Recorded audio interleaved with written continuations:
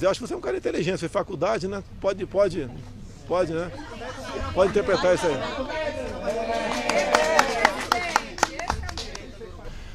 Quando se convoca a GLO, é para combater esse terrorismo, defender vidas de inocentes, depredação de patrimônio público e privado, queima de ônibus.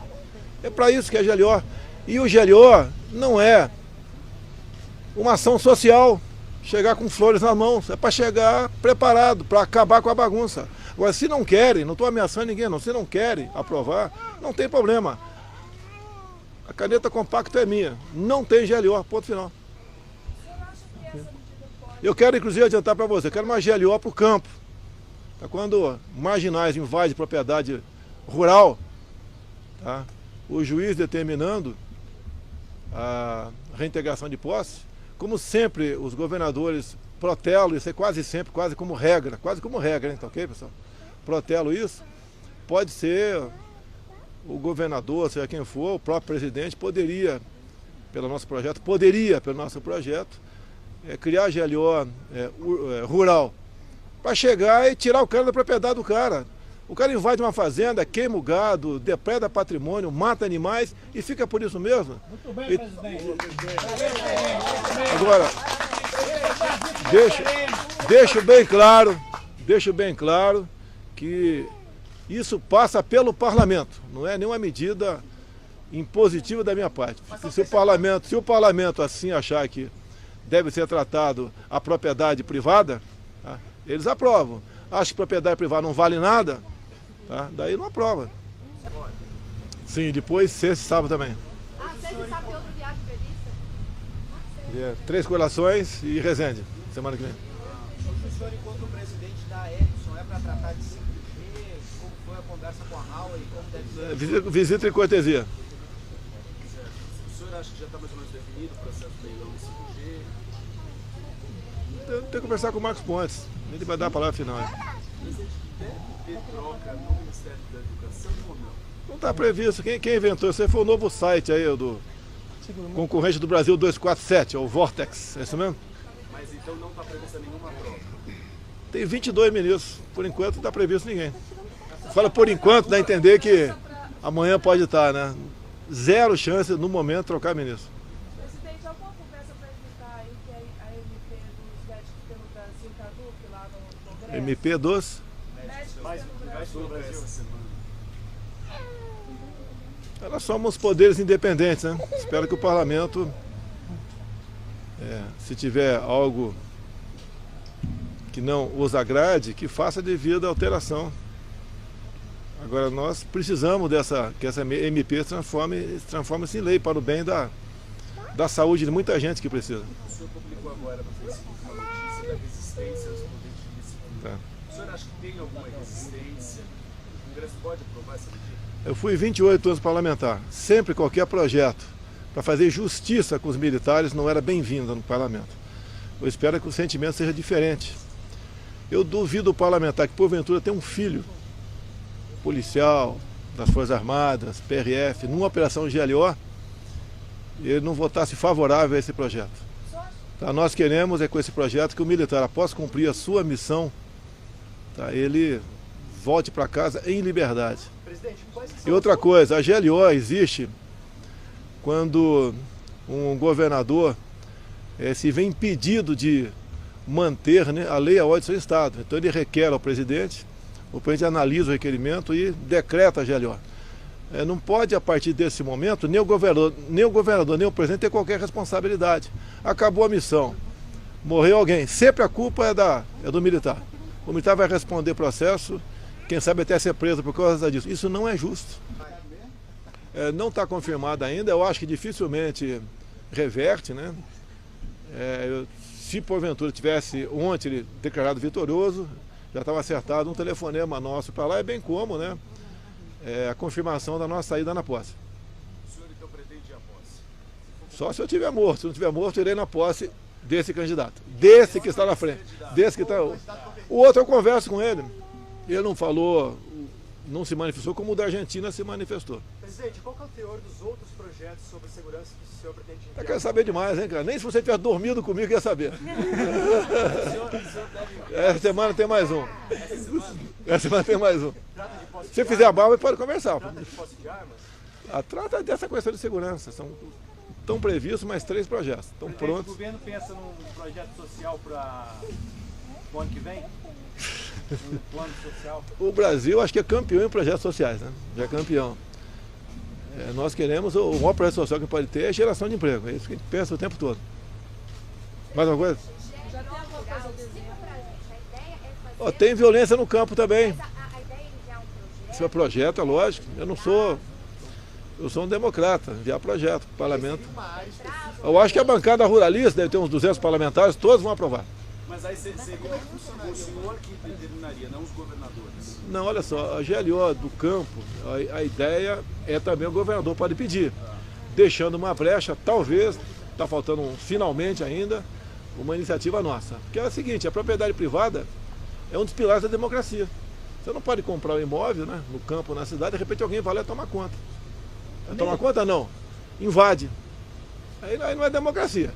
Onde a propriedade privada não existe, é no socialismo, no comunismo. Nós não chegamos lá ainda. Manda um abraço para Candial Bahia aí. A última aí. A justiça determinar. A GLO hoje em dia é do governador que pede. Não somos nós que...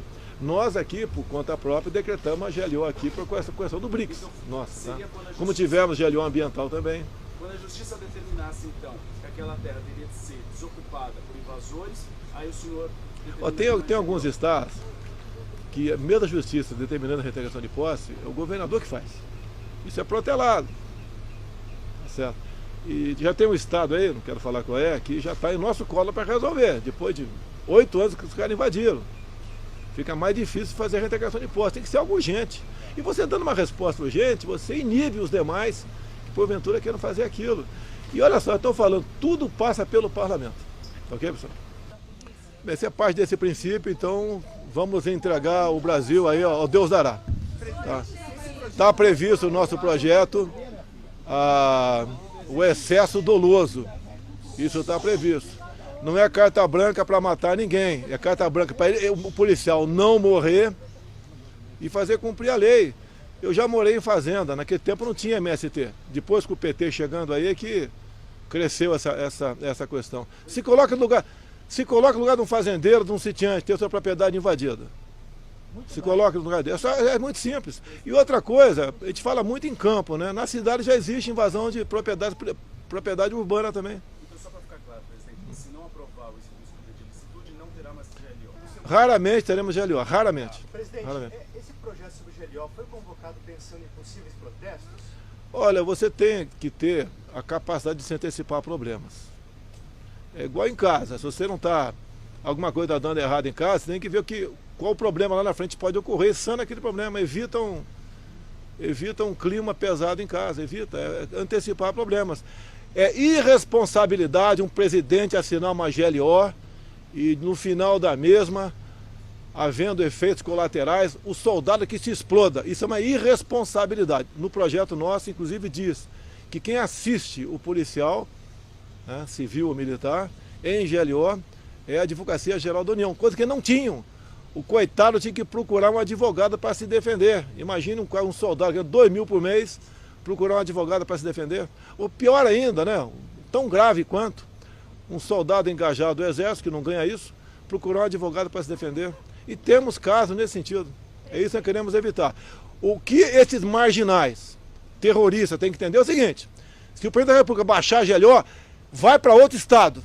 Para Cuba. Tá? Ou vai para casa. Não vai ficar na rua mais praticando atos terroristas, depredando 11, ameaçando vida de inocentes. Obrigado. Um abraço para Candial aí, Bahia. Fala aí, Pessoal, todos baianos, aquele abraço aí. valeu, Mito.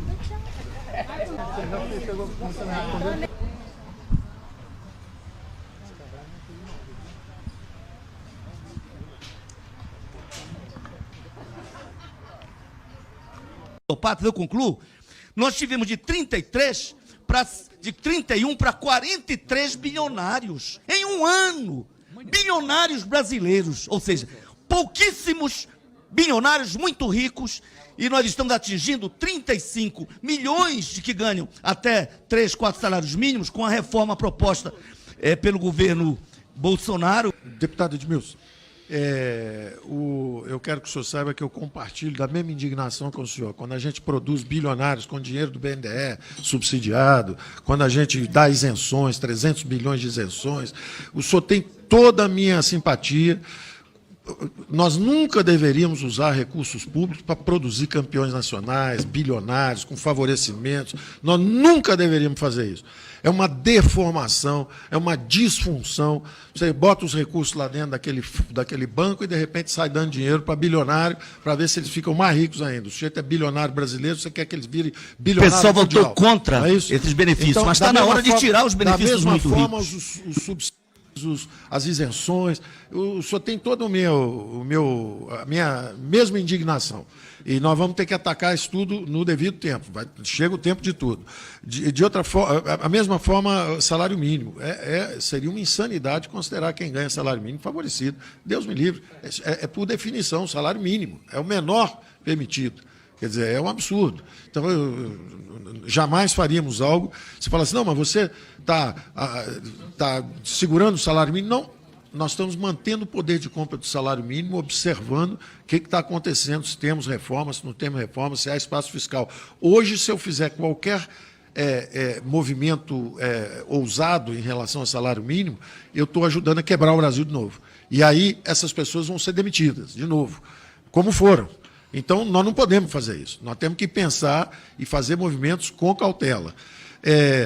Quando se fala também na taxa de juros, que 8% no Selic, que está embutido aqui, lembre-se que aqui não tem reforma. Isso aqui é se ficar tudo desse jeito aí, o déficit crescendo. Ora, se o déficit está crescendo, nós, inclusive, estamos botando o déficit descendo porque haveria o teto de gasto. Se não houver o teto de gasto, que o senhor falou, não, o teto de gasto é uma... Aí o juro é mais alto ainda. Se tirar o teto de gasto, o juro vai para 10, vai para 15, vai embora. Porque, entendeu? Então, esse é um dilema terrível que nós temos. É evidente que a gente tem que botar... Nós temos que tentar funcionar o corte de gasto, não em cima dos mais pobres, claro. Nós temos que tentar cortar onde estão os subsídios, onde estão as folgas, onde estão as desonerações. Nós vamos chegar lá. Agora, tem um que é galopante, que engole tudo, que é a Previdência. Esse não tem solução. E nós, como eu disse antes, nas primeiras respostas, preservamos os menores. E depois, finalmente, sua observação sobre 445 bilhões com juros da dívida, eu tenho a mesma indignação. É um absurdo isso. Isso é um absurdo total. Como é que faz isso? Bom, você tem as soluções que são caóticas, que você fala assim, não, dou calote, não pago. Você joga o Brasil na situação em que o Brasil já teve lá atrás, hiperinflação, Venezuela, coisa caótica. Agora, não pode dar refresco. Você justamente tem que aumentar a competição entre os bancos para não ter essa concentração que houve. Afinal de contas, nós estamos chegando aqui com 5 ou 6 bancos. Quem fez isso esses últimos 16 anos? É quem está chegando ou quem estava lá? Quem é que permitiu que a indústria bancária brasileira virasse 5 bancos? Quem permitiu? Quem estava no governo? Quem fez isso? Vamos perguntar quem fez isso. Por que o spread é enorme? Por que os bancos têm uma concentração enorme? Quem governou o Brasil os últimos 16 anos para permitir que haja 5 ou 6 bancos só explorando o negócio bancário? Foi aquilo que eu disse num outro contexto outro dia. São 200 milhões de patos e 5 bancos. Então o spread é grande. São 200 milhões de patos e uma refinadora de petróleo e uma vendedora de gás, que é a Petrobras, só tem ela. São patos. Então aí nós temos que nos despir de ideologia, de preconceito, tudo isso, porque é verdade que há coisas estatais, mas há também piratas privados. E eles estão associados.